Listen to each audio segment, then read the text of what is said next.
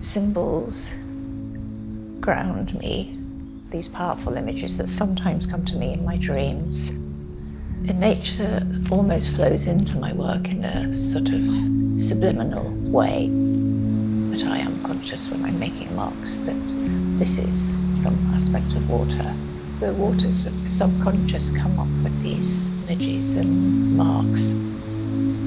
The grass and the greenery and the trees, the river, the flight of the birds are incredibly important in my sort of iconography, my symbolism. The obscuring of the imagery to some extent is important to erase it, to let the layers show through.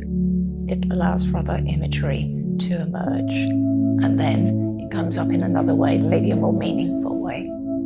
That's part of the painting surface and history.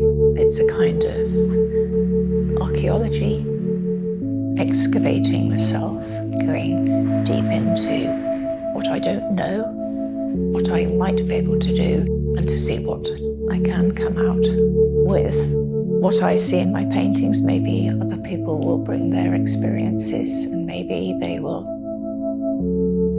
tune in, maybe they will sense how difficult it is and the courage to change.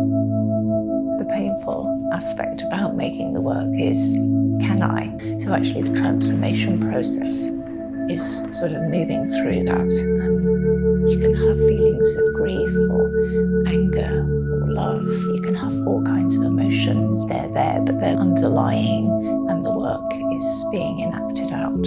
When I actually make a mark, I've got a whole series of palette knives, and I put the paint on. It's with a kind of abandon, and those marks carry more energy and more weight than something that's, worked out in a very controlled way.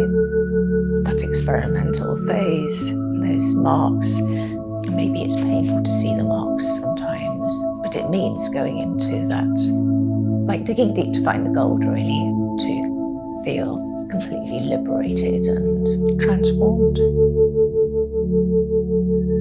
This grief, it's still there.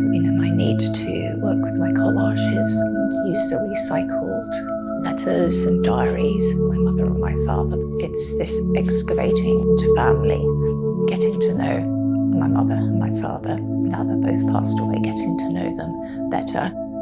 That has meaning for me, telescoping in onto time, like different sections of time, 1958, 1959 when I was born, the 80s with my dad's found card, London, doing an MA, and then the 90s, and then down the line, 3 children, and I'm wanting to go back in time, my father and my mother dead. And so the collage on the door has fragments of my mother's writing. It has the pressed flowers she sent to my father. It has the stamps with the day 1958 when she was writing to him from Cyprus.